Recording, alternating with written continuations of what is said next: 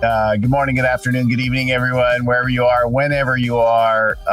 We're talking today about sales, getting the sales dialed in. And this is a always evergreen topic, right? And so we got Dan Morris on the show today to talk all about sales, getting the sales right in the team. Stay tuned.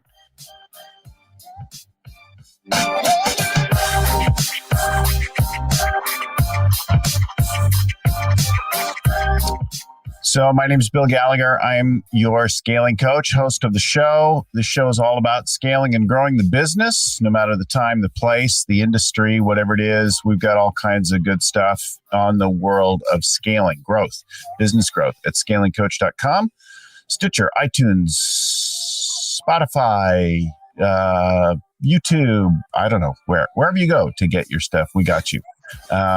Hundreds and hundreds of episodes there now, tips, interviews with entrepreneurs, gurus, etc. Today we're talking all about sales.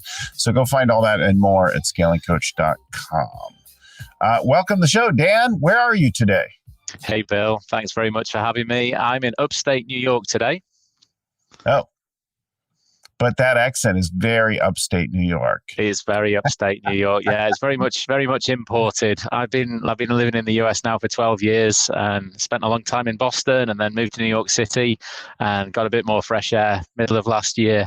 And it's good up here. A little colder than where you are, though, sadly. Oh, yes. You know, we've had high 60s, early 70s Fahrenheit. I don't know what that is, freedom units. I'm not sure about the rest of the world. I found myself stopping the conversion now.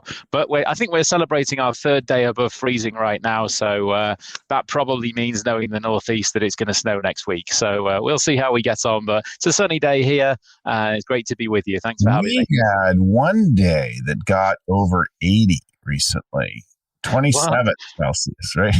And was that a day where you got out surfing or not? It is, yeah. Excellent. And we even had a little wind in the warm. It's good. Yeah, things are good. Oh, we've got a big challenge that we're getting ready for here. My fiance and I are about to train to ride 980 miles in September, a cycle. So we need to start getting outside to do some training fairly soon. It's all been on the stationary bike so far. In the saddle, you got to get that back, the arms, especially the sit bones used to. So what it's going to be a long challenge. I know we're going to actually get into the topic eventually, but What'll be your longest rides? 100-mile days, 90 miles? 100, 110, I think, is the longest days. But of course, the hills can be a big challenge in the middle of that. So we just had a briefing webinar, and there's a large group that are doing it, and there's a couple of days that look like they're long distance and very hilly as well. So lots of good challenges for us to train for. Just need to get it all scheduled so that we can get ahead and be ready. I think the longest ride that I've done is about 110 miles with about 5,000 feet of climbing in the day. And that felt like, and more than anything else, I mean, my legs are okay because I had trained, but the butt in saddle time was like, oh, my butt's sore. That's what the team are telling us for sure. They're just saying the best training you can do is just get out and ride more and ride more. And some of them are saying, look, think of it as 3 35-mile rides in a day. That's a good way of breaking it down. Stop for a break, do another 35 miles. But yeah, I've never done one that long before, ever. I think I might have ridden 40 miles. Rides for you? Not yet. Oh, yeah. All right. I like these sorts of challenges. We trained for the marathon in New York City, the last one that they ran a couple of years ago. Had never done one above a 10K before that. Then got a half marathon done, then did the marathon. Yeah. So I like these sorts of challenges. It's about stepping up to the next level all the time. Very thematic with what we're talking about here. So I don't do those anymore, but for a while, for some years, I did a bunch. And I did about 45 major endurance events, mostly triathlons, a handful of marathons, a number of century rides, some long distance swims. Cool. And I have this insight. Here's the wisdom. The best thing about a marathon is how easy it makes a half marathon. A century ride makes a metric century a piece of cake, right? It's all about degrees, right? I think a marathon, I mean, and I'm sure if you do an ultra, then the marathon becomes a cakewalk, right? It's Well, all, that's interesting. That's on the potential considerations for the future. I know a couple of people who've done the sort of Ironman triathlons and that sort of yeah, stuff, baby. and just Yeah. loved those sorts of events. But I never actually asked them whether it made them just want to do a marathon because it was simpler afterward, you know? So much simpler. You're like, oh, that was just the run. Like, hey, that's easy. This is the fast bit. This is the Yeah. easy part, even. Right. That's And then, great. Well, I should be asking you for some tips, and perhaps you can share some training insights with me after the show. well, I'm a mediocre runner and I'm not a particularly good cyclist, but I'm really bad as a swimmer. It's the transitions I've got nailed. Solid. Excellent. I recently traded out all of my I got rid of, sold off all my race bikes and that kind of thing, and I had quite a bunch. Um, and then I have one urban bike today, kind of a commuter city bike kind of thing. And I noticed that I was becoming more of a candy ass in the whole thing.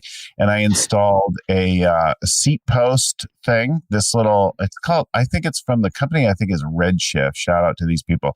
But it's like this little seat post thing that it's got a spring load thing in it. Oh, cool. So you get a little bounce. Oh, it takes, and then they have another thing with like this elastomer bit,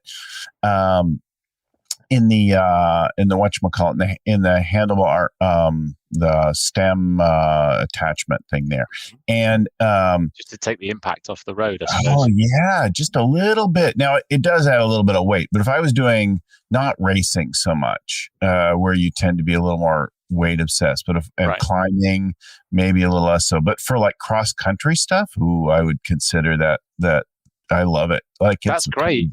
without having a full suspension bike. A lot of people who did the ride last year have reported what they call cyclist palsy, where they lose the feeling in their fingers and stuff like that afterwards. Yeah, yeah. And so I've never experienced that, and I certainly, it's not a race. It's an endurance event. It's 9 days, and so it would be good What's the to route? know about. It's Land's End to John O'Groats, the whole distance from the southernmost tip to the northernmost tip of the United Kingdom. Oh yeah, that's kind of cool. In the summer or something, yeah. Well, it's in September, so it's as you get into Scotland, you're never going to know what the weather's going to be like. So you've got to be ready for a bit of everything, I think. Yeah, and then you camp every night, Yes. and so you need like a fresh pair of bibs for every day. And we've got a laundry service, so a couple of days, then you don't have to carry too much stuff. But it's all organised by Deloitte. It's actually a very large event. 1,000 people are going to run it, ride it, and so we're taking part, and they're organising all the logistics, which is going to be fantastic. We're just hoping we can go, of course. Touch wood, but got to train anyway. So listen up. We're almost 9 minutes into the show, and we promised to talk about sales. Yes. And we'll probably put a cue here so people can jump ahead to this point. But folks should know that Dan's developed and now has an agency that works in this, managing partner of Mind Racer Consulting. Sounds very sexy. That's a good, sexy business name, Mind Racer. And has done a lot of work. I mean, the work that you do, and as I looked about your stuff, is all very related to what we're doing overall in scaling up, but applied specifically to sales. And so let's just talk about some of the examples and that kind of thing. You shared a story about a service business to kick us off. Talk about the work that you did there with the salespeople and the focus and like that. Yeah, sure. So over the last 15 years, I've been helping the founding teams in the US and the UK and Australia to develop sales processes and accelerate growth. And so we've baked these learnings down over the last few years to a point where we've got a really repeatable framework. And so, any any opportunity to look at a business, you need to have an objective view in order to be able to work out what to improve, right? So very much aligned with the people, the strategy, the execution, the cash that you're talking about all of the time. What we're doing is just zooming in on that sales process and going, okay, let's have an objective look at all of the component parts of a sales process and work out where they actually are. So go into a service business, for example. One of the first times as I was baking this together, look at the customers that they'd already got, right? Let's review exactly where we are. We had a sales team. We had a number of people who were prospecting, booking meetings, a number of people who were closing. And we had a logistical challenge, which was we would run out of real estate. We needed a bigger office, or we needed to find another way. So, we applied this logic. Let's find a way of making the same people more productive. So the review stage was, let's have a look at all the assets that we've got. Let's have a look at all the customers that we've got. Let's work out who we really serve best, and then refine our strategy so that we're doing more to reach those people. So in this particular case, the business had got to multi-million-dollar revenue. They'd done well by talking to almost the entire market. But what we were able to do is zoom in. What we're able to zoom in and actually see, okay, here are people that we should be spending more of our outbound resources talking to.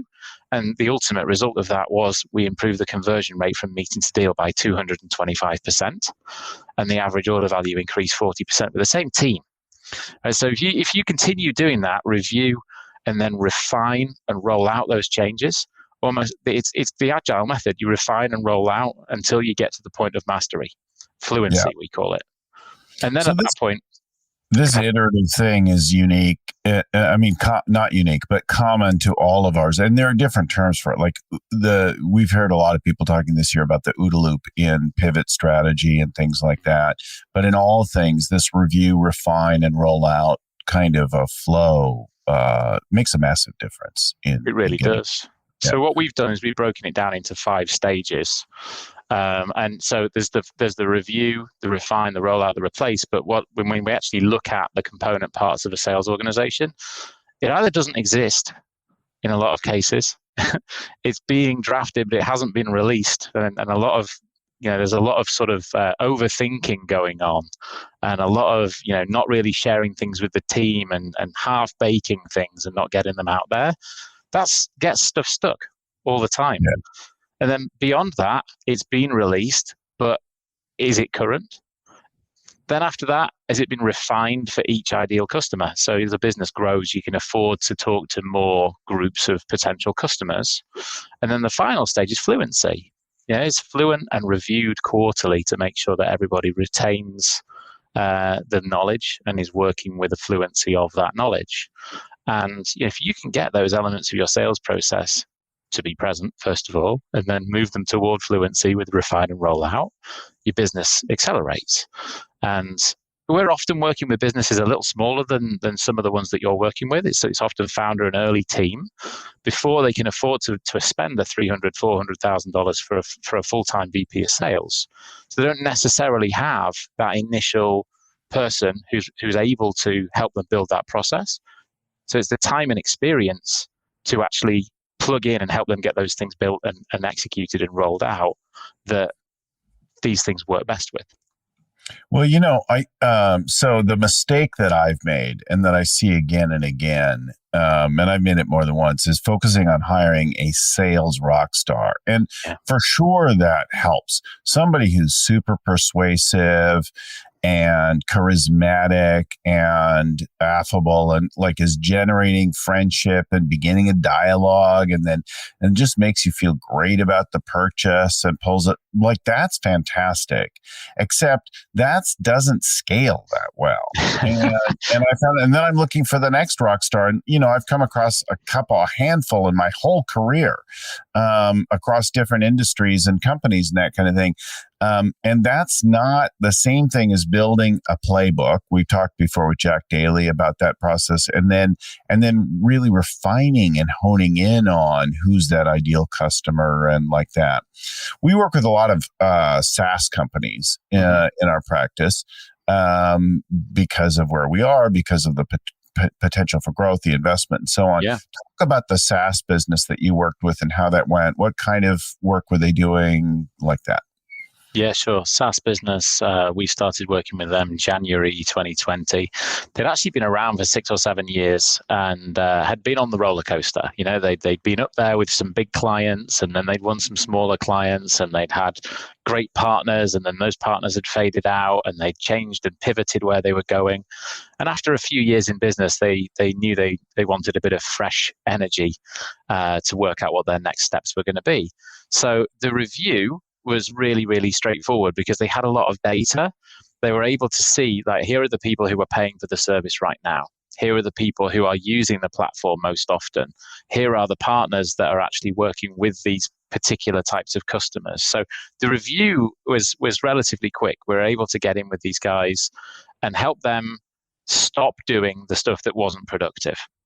Mm-hmm. So the refine stage, they're a very dialed in team. They really knew what they were doing. They just needed to be able to go through a process which helped them go, oh yeah, we already do this very well, but we're also using our energy doing 3 or 4 other things. Let's pare that back. Let's focus on rolling out in this particular very tight audience. So they focused on one ideal customer, and they already had some really excellent partners. And so as COVID was hitting, what they were used to be doing was going to lots of different trade shows and networking with partners and coming back with mutual leads and so on. And so they needed to review and refine their sales process and their marketing process to deal with the situation we all went through last year. And so the two things happened at a very good time because they were able to focus on one ICP, ideal customer profile. They were able to really refine their marketing strategy to do a lot of co-webinars with their partners who also access that same end customer.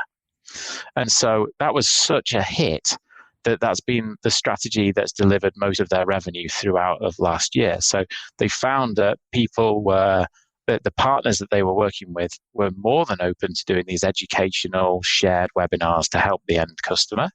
They were able to refine the partnerships, the integrations they did with some tech partners, the marketing partnerships they did with some training partners who help people with the skills associated with their platform. It's a sales enablement platform.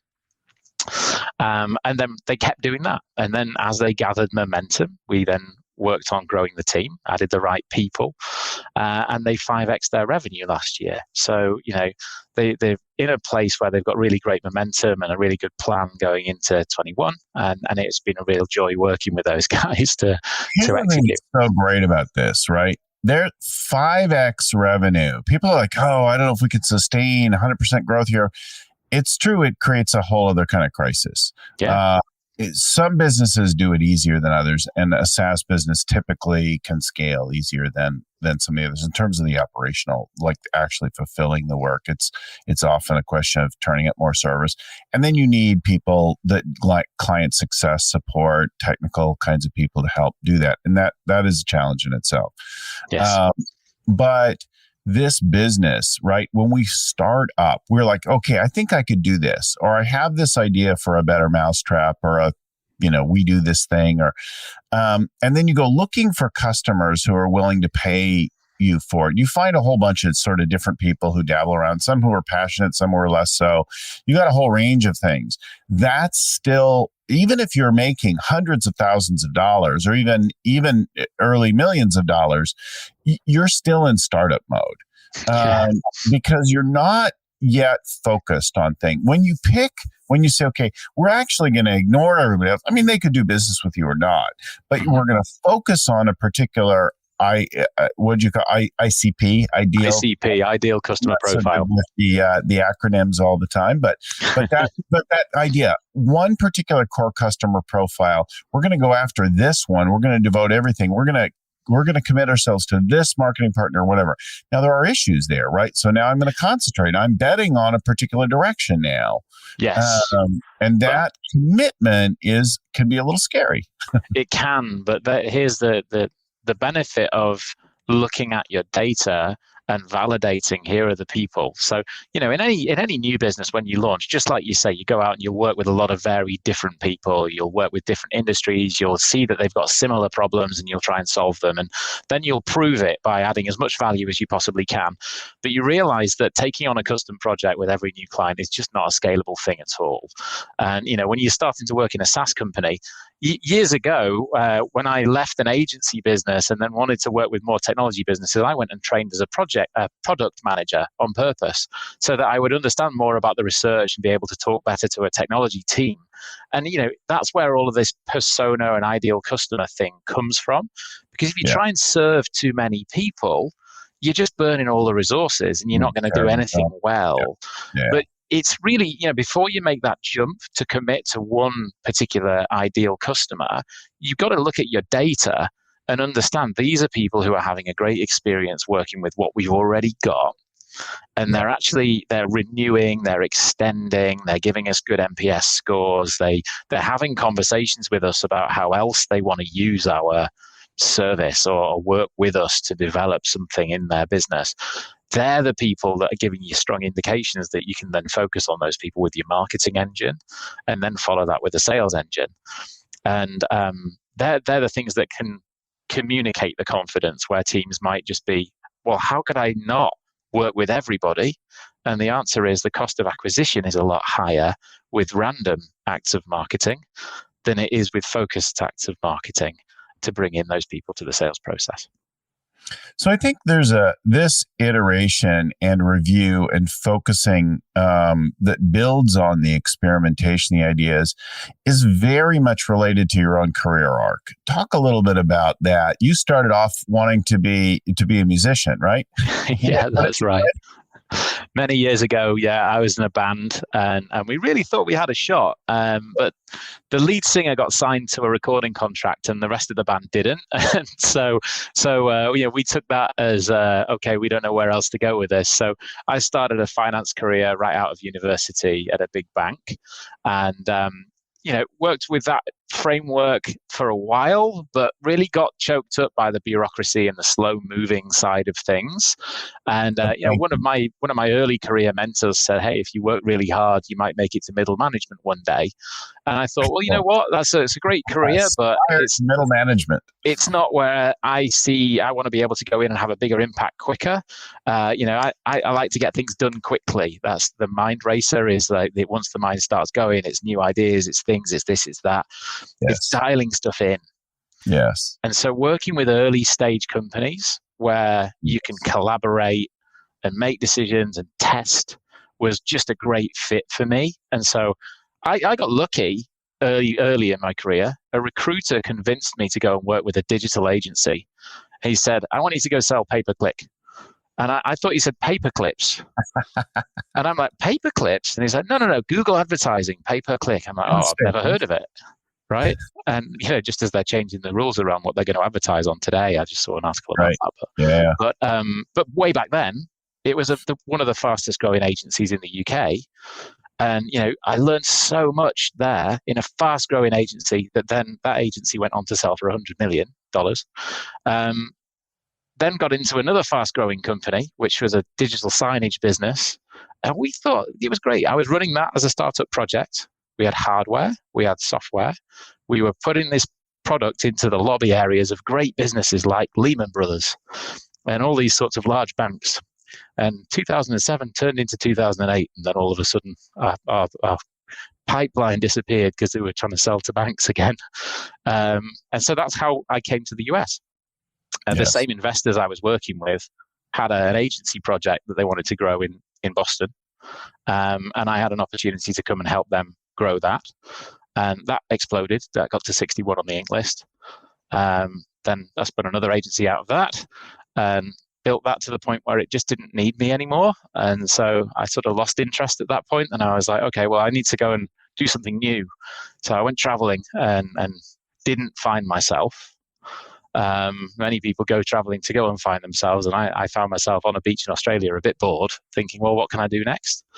And that's where Mind Racer Consulting came from. Initially was to go out and work with a bunch of early stage companies and see where there was a project where I could dive in and add value. And that's where I began refining this process. I kept hopping in and helping. And so that's where the 4 R's came from. It's really baking in those things that I kept doing early that helped businesses win large clients, help businesses win early clients, help them step up to the next stage. And so that's brings us to where we are today as It's been a really interesting mission. And our BHAG is to help 1,000 businesses reach the next level of maturity by the end of 2025. So that's awesome. Well, that's not so far away. That's only 5 years out, right? When you get that. Another client that you helped figure out their ideal client and refine that process with was this legal tech business. Talk about that some. Yeah. Yeah, so these gents had put together a way of analyzing legal bills that could tell the fortune companies that are spending hundreds of millions on legal costs that they were overspending. And actually put data behind it. Now, this may not be a surprise to anyone who's worked in a large company that large companies spend a lot of money on legal, but these guys actually began to build out a background data system that would show what the partner to associate ratios were and what the actual cost for doing an IPO should be and so on.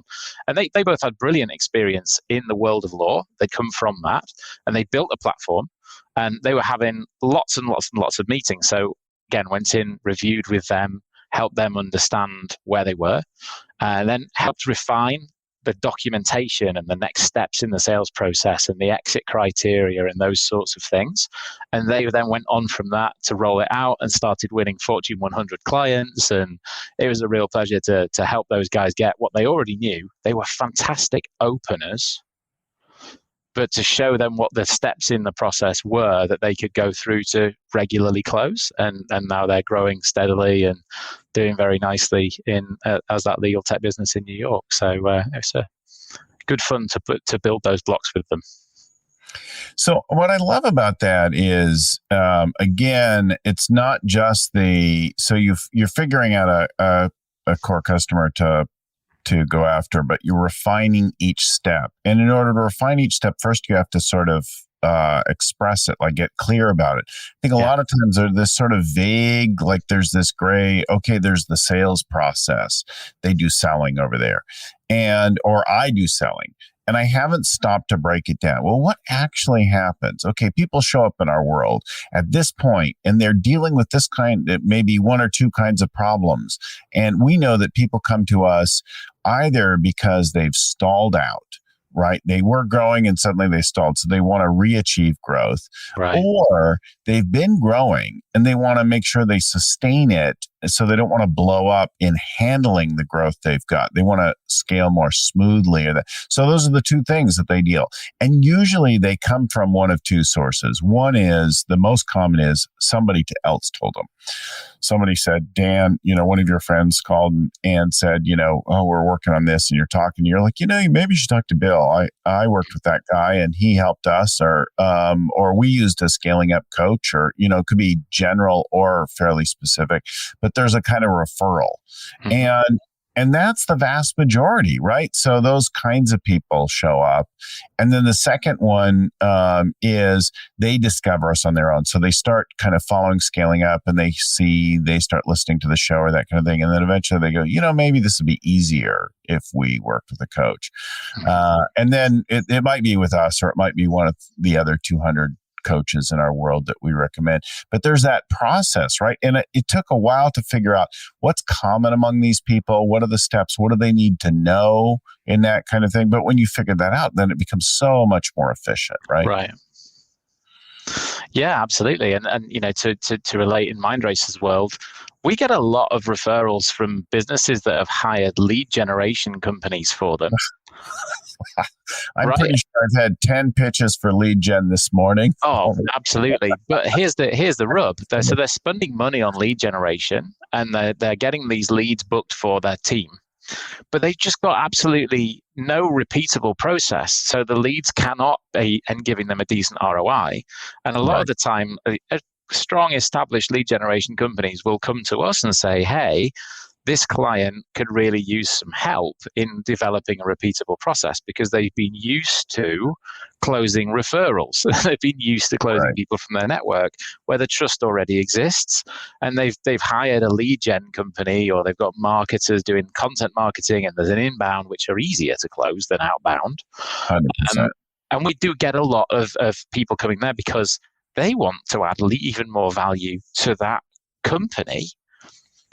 And you go into the company, and the company's got a brilliant founder who absolutely understands every aspect of what the product they've built is, and why it works for the existing customers, but it's found it difficult to make that bridge of a repeatable process because they don't see themselves as a salesperson.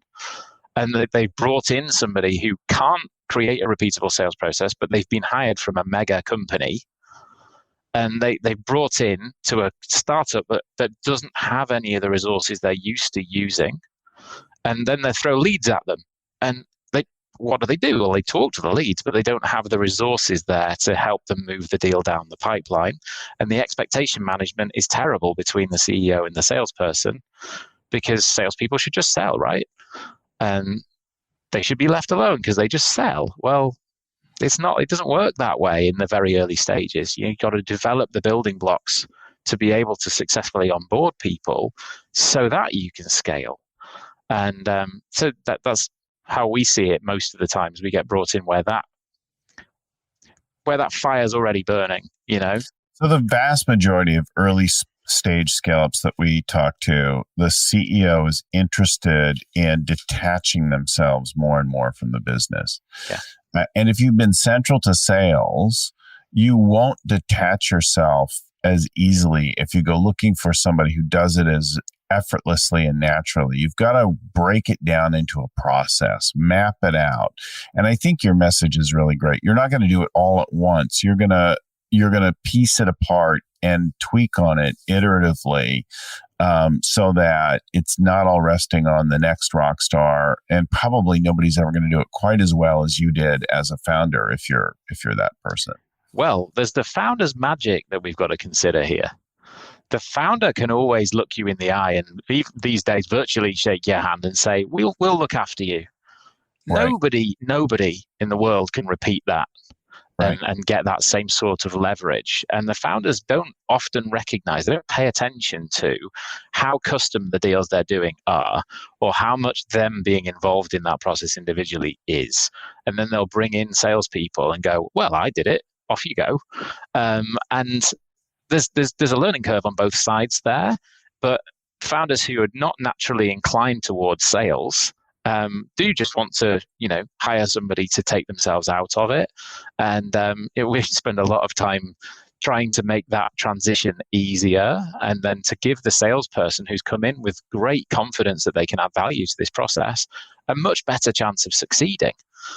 Because we really want to help companies grow, add people, have people be able to stay there in the long term so that they can actually add value to their communities. And that doesn't happen if your salespeople are churning out the door all the time, and the CEO keeps getting pulled back into sales because it just doesn't work. And so it's a very, very common problem, and this system is. But if you think about that flip side of that, right? So now you've either on your own or working with a company like yours, you've created a well-tuned, tested, proven kind of a process, a playbook, or whatever approach that you have with it, or whatever you call it. But now I'm going to recruit somebody into doing that. That's a lot easier to fill. And I can tell you, you're coming to work for us. Hey, Dan, we've got this system. You learn and follow these things. Here's what we need to know. The people that win in our system have these traits. It looks to me like you do. If you think that's the same thing, then you can apply this, and the range of result is this. And that, like, I can hire and recruit that all day long. And it's not this like Ouija board of, is this person going to be the next sales god, right? I have to be that. Well, that's the thing, that nobody wants a hire to fail. And so everybody sets out with the best intentions. But I mean, I'm sure lots of people listening have made this mistake. I have brought people in too early. CEOs who are like, they're hoping and praying. Oh, I hope this one turns out. And they're like, he looks really good. But it's almost as if they're trying to convince themselves, oh, I think she's going to be a winner. But there's a huge amount of hope going on there, not certainty and predictability, which Absolutely. And, then you've got to bring in the person who's going to be able to bring their magic, their charisma, their secret sauce, their selling skill, and apply it to all the knowledge that you're able to now give them, and set the expectations about how they should have conversations with you about deals that are about to be done. One other thing I'd like to put into here is the enablement. Thinking about what's actually allowed to be included as a value add when you close a deal, thinking about how flexible you might be on scale, pricing, those sorts of things, and documenting those are things that just help your salespeople to know, hey, it's okay for me to put together something for this prospect who's very well qualified without having to run it up the flagpole to the CEO all the time, because confusion stops progress. And if it takes you a week to go and get a price for your SaaS platform from a whole panel of different people, then time kills all deals. You can do a great scoping, you can get a really good idea of where they want to be, but if it takes you days and days and days to come back with a firm price and be able to put that forward.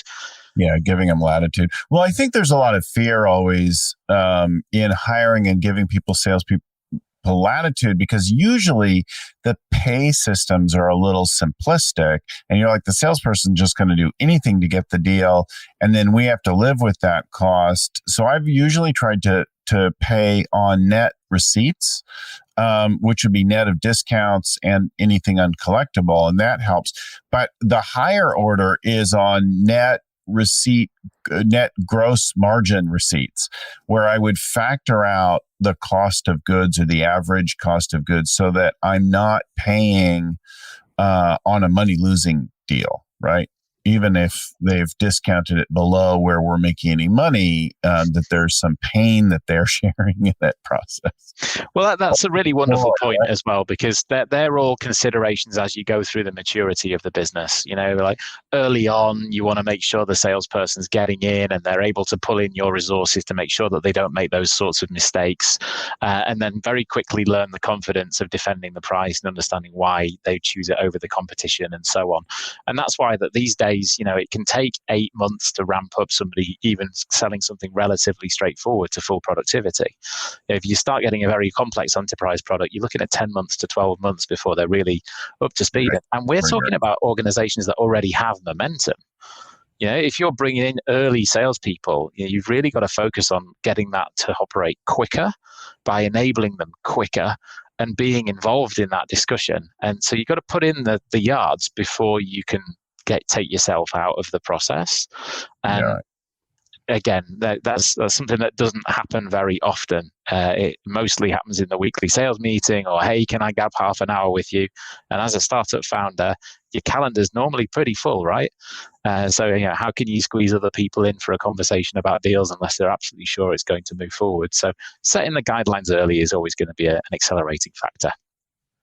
Well, so let's talk a little bit before I'll tell people where to go get more information about your work and read up about your stuff, because there's stuff on your website there that's useful.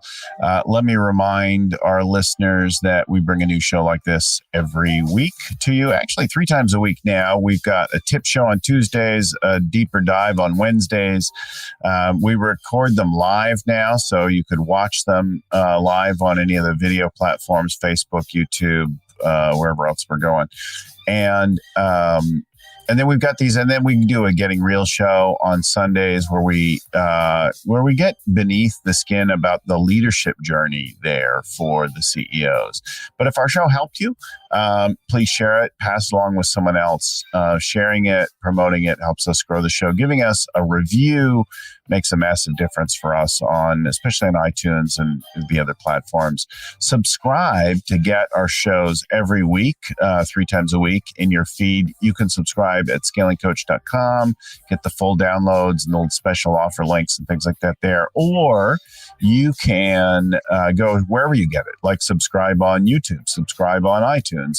Probably the biggest following we have is on iTunes today, but we also get people on Spotify and Stitcher and that kind of thing. I want to give big thanks to Vern Harnish, author and creator of the Scaling Up Framework, and our show producer, Lucy Summers, working in the background, getting everything going, guests prepared, that kind of thing. The audio gets edited by Albert Burge at Podfly Productions, and our show notes are written up by Ein Codina, proofread by Tim McGowan.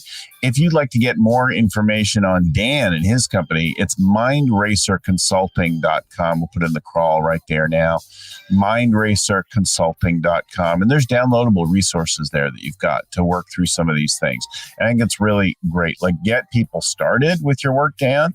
I love that you've got some stuff there that's a little more than just your contact information. Absolutely. Yeah, there's a few downloadable resources there that people can get their hands on easily. And so they walk through the 4 R's: review, refine, roll out, and replace on the website there, so people can use that for their own access. And of course, if anything we can do to be of support, here to help. Awesome. We'll get started right now with MindRacer Consulting. Get your sales process dialed in. Thanks again, everyone, for listening, and keep scaling up.